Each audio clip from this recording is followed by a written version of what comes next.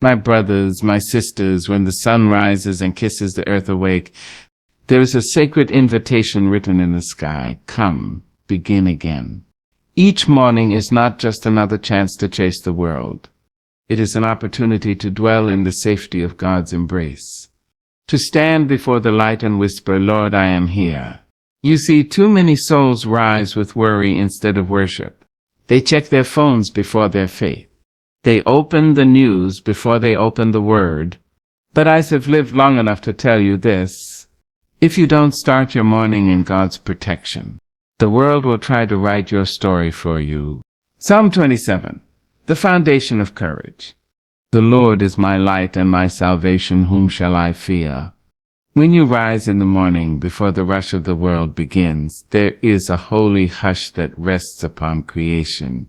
The air itself feels tender, as though heaven is leaning close to hear the first words that fall from your lips.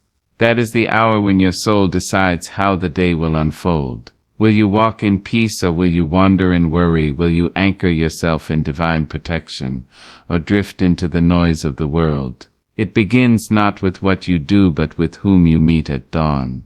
Before the sun stretches its arms across the sky, before the birds begin their morning hymn, there is a whisper from the Almighty saying, Come walk with me. That whisper is not for the hurried heart, nor for the distracted mind. It is for the one who dares to pause. It is for the one who understands that power is not found in motion, but in stillness. When you begin your day in God's presence, you are not merely greeting the morning, you are standing in the circle of divine protection that no darkness can penetrate. Too many of us wake up already running, our minds racing ahead of our souls. We reach for our phones instead of our faith. We scroll through the world's worries before we've even spoken to the one who holds the world. And then we wonder why peace feels so distant, why anxiety feels so near. But I have learned, and I say this with all the wisdom years have given me, that the first voice you listen to in the morning will guide your spirit through the day. If that voice is God's, then you will walk in calm assurance even through chaos. If that voice is the world's, you will find yourself exhausted before noon, burdened by battles you were never meant to fight alone. There is something sacred about those early moments. When you invite God into your rising, the very act of saying, Lord, I am here, shifts the atmosphere.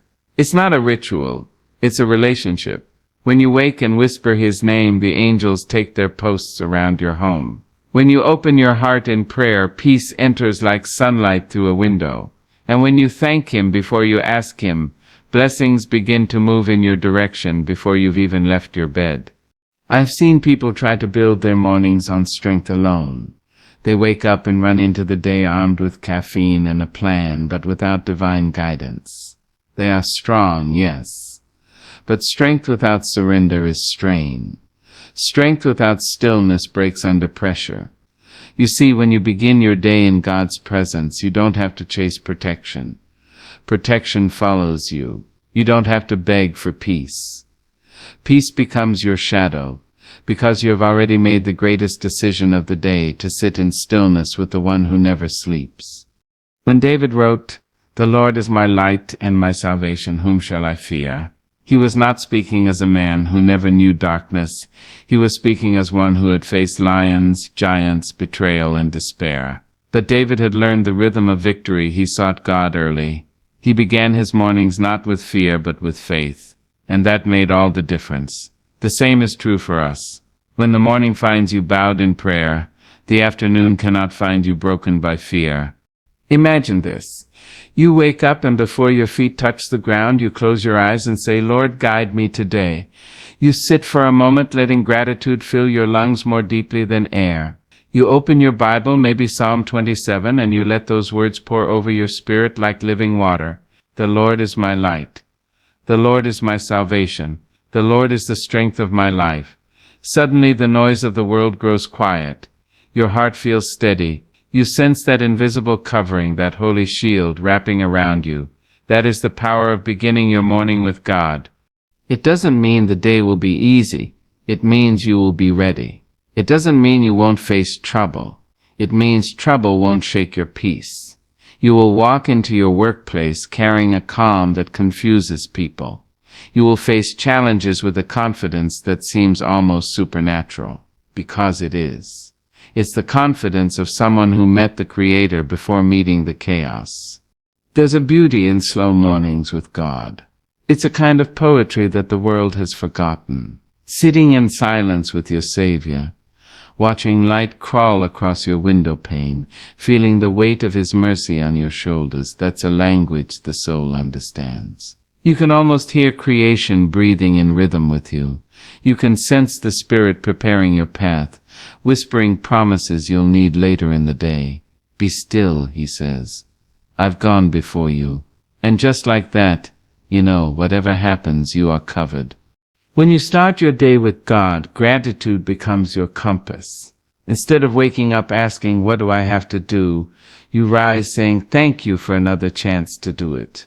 You begin to see mornings not as burdens, but as blessings. Even the little things, the warmth of sunlight, the taste of water, the sound of your own heartbeat, become reminders that God's protection is already at work. And as you move through the hours that follow, you carry that morning presence with you. You'll find yourself responding to trouble with grace, to conflict with calm, to delay with patience, because you've already been fortified by the only strength that lasts, His. The world cannot take from you what God has already sealed within you. So rise gently, my friend. Rise with reverence. Before you face the mirror, face your Maker. Before you open the door, open your heart. Before you greet another soul, greet the one who breathed life into yours. For if the first thing you do in the morning is invite God in, the last thing you'll feel at night is regret.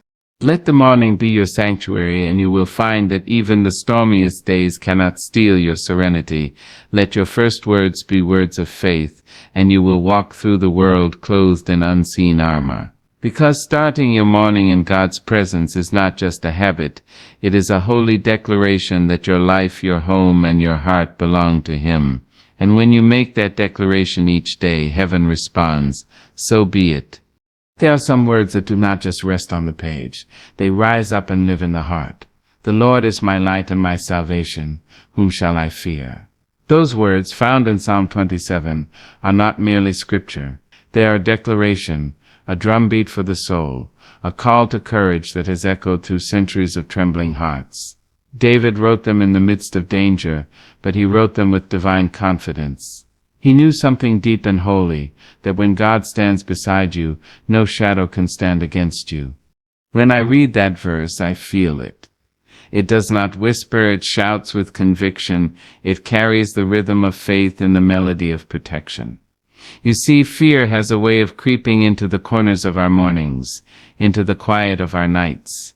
It disguises itself as worry, doubt, hesitation, but when the believer lifts their voice and says, the Lord is my light, fear loses its power to hide, because light exposes lies, and salvation silences threats. David didn't say, the Lord will become my light. I hope the Lord might save me. He said, the Lord is.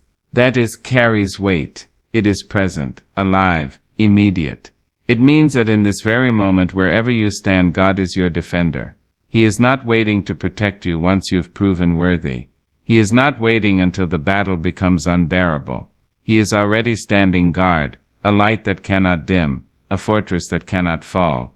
Now, I've met many people who speak of courage as if it is the absence of fear. But courage, my friends, is not the absence of fear. It is the decision to walk through it, hand in hand with faith. Psalm 27 gives you that courage. It is the morning song of those who know what it is to face darkness, but refuse to let the darkness win. When you speak those words, you are not just reciting verses, you are placing a spiritual banner over your life saying, fear will not reign here. Anxiety will not anchor me. The Lord is my light. We live in a world full of shadows. Uncertainty, injustice, heartbreak, loneliness. Each one tries to whisper that you are not safe, not enough, not seen. But Psalm 27 reminds you that God Himself lights your path. The darkness may surround you, but it cannot consume you. His light does not flicker when the winds of life blow. It grows brighter, And when his light fills your spirit, you walk with a kind of quiet boldness that cannot be explained, only experienced. I think often of David when he faced Goliath. Everyone else saw a giant. David saw an opportunity for God's light to shine. Everyone else heard threats. David heard a challenge to his faith. That's what Psalm 27 gives you. A shift in vision. Where others see danger, you see deliverance. Where others see defeat, you see divine protection. Because once you have declared, "The Lord is my light," you can never see life the same way again. There will always be moments when fear tries to take its place beside you. It will come in the voice of what ifs, the weight of worry, the shadows of shame. But you must answer it with truth. Whom shall I fear? Not as a question seeking an answer, but as a challenge to the darkness. Whom shall I fear when the one who made the heavens calls me his own? Whom shall I fear when angels are assigned to my steps? Whom shall I fear when the light of God has made its home within me? Each time you speak Psalm 27, something happens inside you. Your spine straightens, your breath deepens, your heart remembers. You remember that you are not the sum of your troubles, you are the child of a king. You remember that no weapon formed against you can prosper, not because you are strong, but because he is faithful. The power of that psalm does not come from your lips. It comes from the faith that rises in your chest when you speak it. There are people who think of protection as a fence, something to keep the world out. But God's protection is more like light. It doesn't just guard you, it guides you. It shows you where to step and where not to. It reveals truth in places where lies once lived. When you walk in that light, you don't stumble through your days, you move with purpose. You don't chase peace. Peace finds you. You don't beg for safety. Safety surrounds you. There will be days when the enemies of peace, worry, fear, temptation, seem to rise up like armies. They will gather, loud and threatening, around the edges of your mind. But remember what David said later in that same psalm. Though an army besiege me, my heart will not fear. That is not arrogance, that is assurance. It is the voice of a soul anchored in divine protection. I want you to picture it, standing tall in the middle of chaos. Heart steady, eyes lifted. That is the posture of one who knows the power of Psalm 27. That is the stance of one who has been lit from within by God's glory. You can almost hear heaven itself applauding when a believer chooses faith over fear, calm over panic, worship over worry. And so, my dear one, when you wake in the morning and the light of a new day breaks through your window, do not rush past the gift that lies before you. Take a breath and declare it out loud. The Lord is my light and my salvation. Let those words fill your room like incense. Let them roll through your spirit like thunder. They are not just words, they are power. They are armor. They are truth. Walk through your day clothed in that declaration. Let it be your song when anxiety whispers, your anchor when storms rage, your comfort when night falls. The same God who shielded David stands guard over you. The same light that led him through danger now illuminates your path.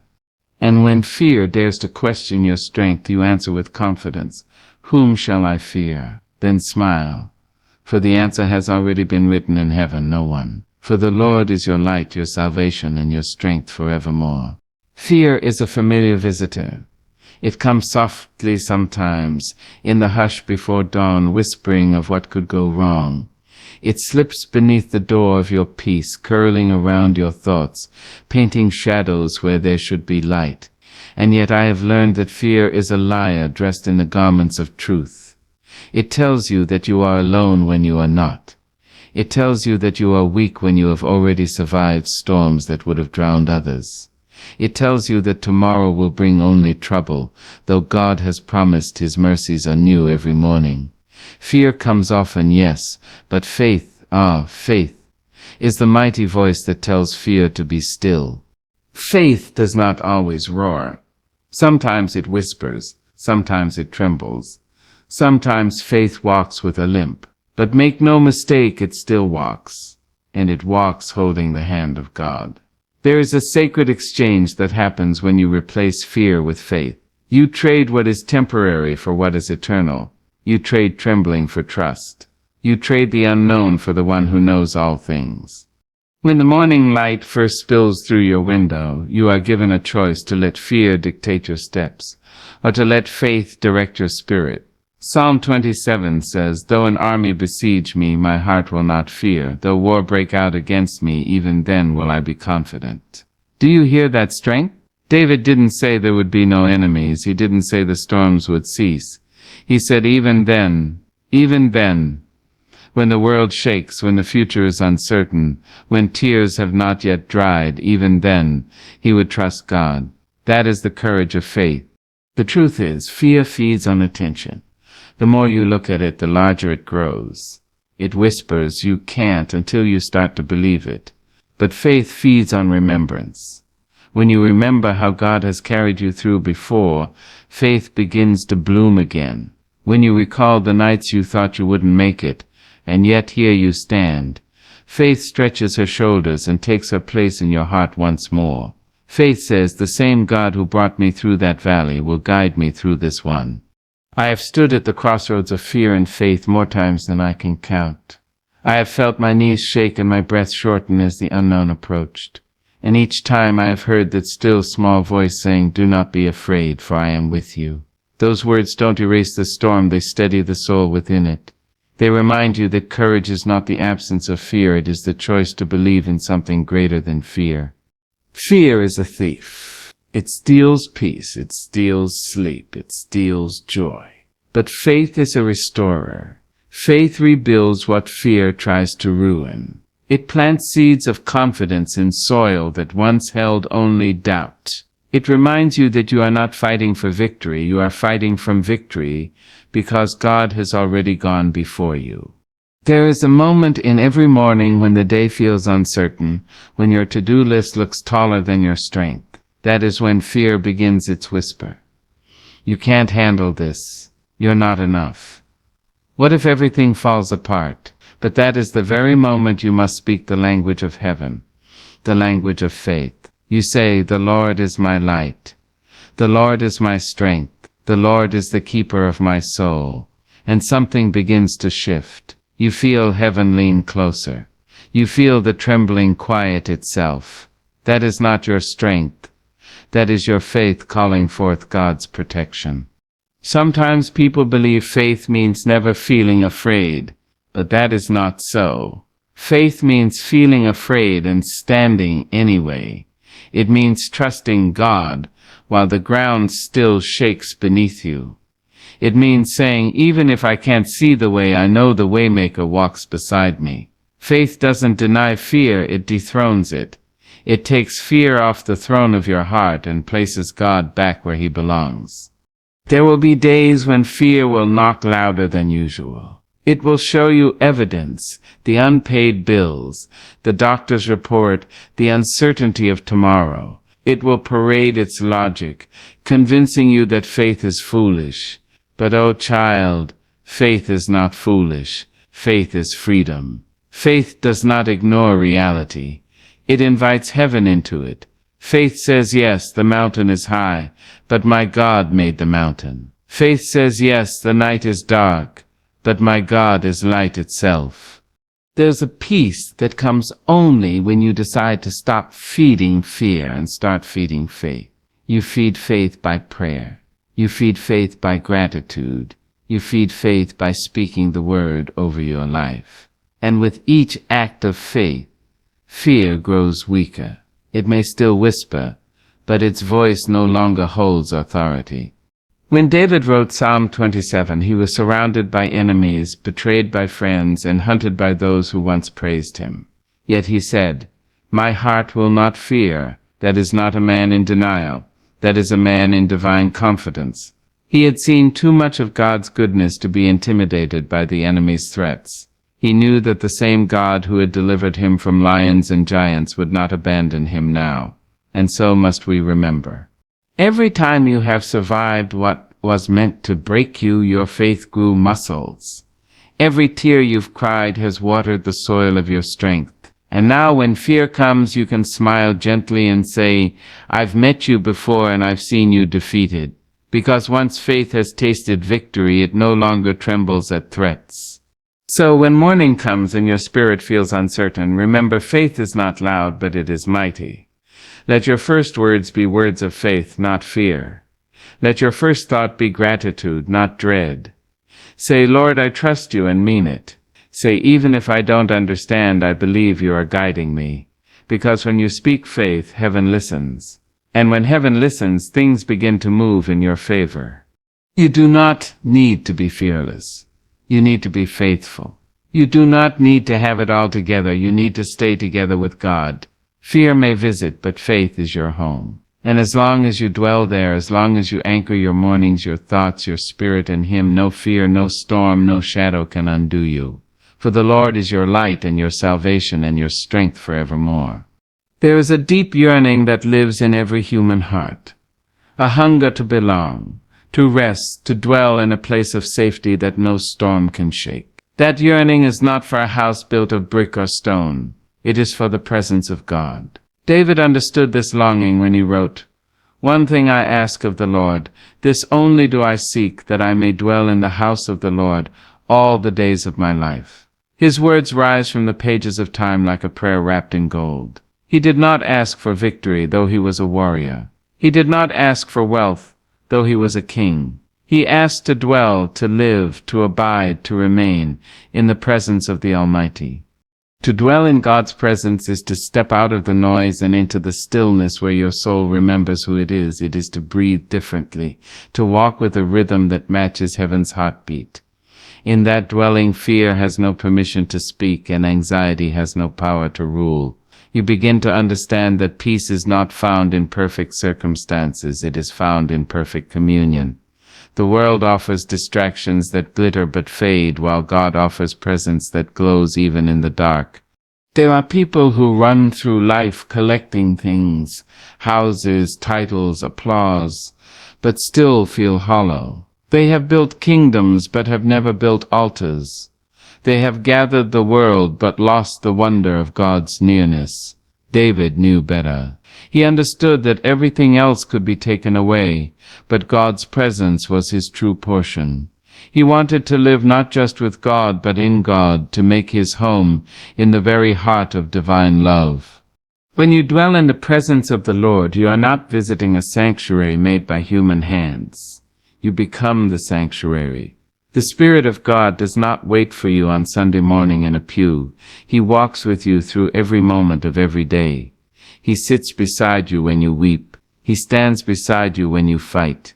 He sings over you when you sleep. To dwell in His presence is to walk through the world wrapped in the invisible fabric of His grace. Some people think that dwelling in God means withdrawing from life, retreating from the world's duties. But no, it means bringing the fragrance of heaven into every ordinary moment. It means stirring your coffee with gratitude. It means driving through traffic with patience because peace has already claimed its seat within you. It means speaking kindness where others would speak cruelty because you are rooted in divine love. To dwell in His presence is to carry that presence into the world, letting light spill from you wherever you go. You cannot dwell in the Lord's house if your heart is too crowded. The soul that would rest in God must make room for Him. You must sweep away bitterness, open the windows of forgiveness, and clear the clutter of worry that blocks the light. It is not that God will not come near. It is that we sometimes fill our hearts with so many lesser things that we forget to leave space for Him. But when you make room, when you say, "Lord, you are welcome here," heaven itself begins to breathe through you. There is a stillness that can only be found in His presence. It is not the stillness of emptiness, but of fullness, the kind of peace that hums quietly beneath every heartbeat. When you dwell with Him, you start to notice that fear becomes quieter. The opinions of others lose their power. You begin to walk differently, not out of pride, but out of purpose. You find strength not from striving, but from resting. Because when your spirit lives in His sanctuary, you understand that protection is not a wall around you, it is a presence within you. Sometimes the dwelling place of God can be found in unexpected corners, in the hush of dawn when you whisper a prayer, in the laughter of a child, in the moment you forgive someone who never asked to be forgiven. Each time you choose love over anger, peace over pride, gratitude over grumbling, you are dwelling in the house of the Lord. You are building invisible rooms of worship within your soul. To dwell in God's presence is to walk with awareness, to know that every breath you take is borrowed from eternity. It is to understand that life itself is sacred ground. When you live this way, you stop chasing after fleeting things. You stop measuring your worth by what you have or what others say. You begin to measure your days by the moments when heaven touched earth through you. David said he wanted to gaze upon the beauty of the Lord. What a tender, powerful desire to gaze upon beauty itself. You see, God's beauty is not only seen, it is felt. It is in the way He meets you in your weakness, the way He covers you when you fall short, the way His mercy finds you no matter how far you wander. When you dwell in His presence, that beauty becomes the lens through which you see the world. You stop seeing enemies and start seeing souls. You stop seeing scarcity and start seeing grace. When the storms of life rise, and they always do, those who dwell in the Lord are not shaken. They may bend, but they do not break, for their roots go deep, not into pride, not into possessions, but into the everlasting soil of His love. The winds of trouble may blow, but their faith remains steady, anchored in the presence of the one who said, "Be still and know that I am God." And so I say, build your mornings and your nights around His presence. Let your first thought each day be of Him, and your last word before sleep be a whisper of gratitude. When you dwell with God continually, the line between sacred and ordinary fades away. Every moment becomes an altar. Every breath becomes a prayer. This world will always call you to rush, to worry, to gather, to prove.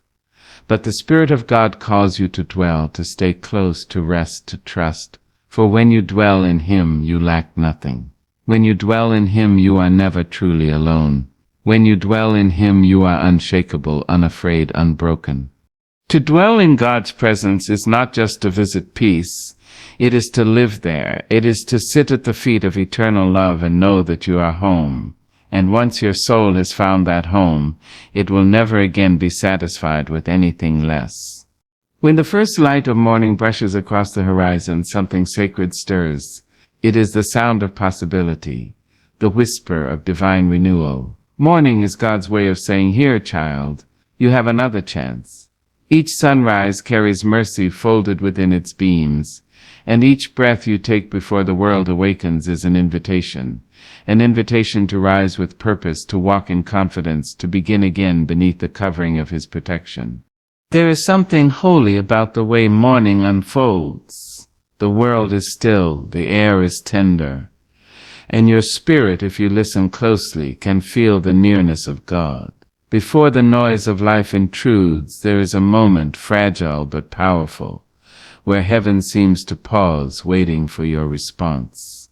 Will you rush into the day unguarded, or will you rise in the strength of divine assurance? Will you run after the world's demands, or will you first stand in the presence of the one who made the world? The way you answer that silent question will determine the melody of your day. To rise with purpose is to understand that your life is not an accident and your mornings are not random. Each day is a page in a story written by hands that never make mistakes. The breath in your lungs, the beat in your chest, the light that meets your eyes, all of it is testimony that you still have work to do, still have lives to touch, still have lessons to learn and blessings to receive. When you open your eyes and declare, "This is the day the Lord has made," you are not speaking empty words. You are stepping into divine rhythm, choosing joy over complaint, faith over fear, calling forth peace before chaos can call your name. There is power in rising with purpose, because purpose silences panic. When you know who you belong to, you do not fear the storms ahead. When you walk in God's will, you understand that even detours are directions in disguise. The world will tell you to chase success, to run after status, to seek validation from those who do not know your soul. But purpose tells you to walk, not run, to walk in peace. For you are already chosen, already covered, already equipped. The psalmist said, "I remain confident of this, I will see the goodness of the Lord in the land of the living." What a promise to carry into the morning. Not someday, not in another lifetime, but here, in this land, in this life, in this day.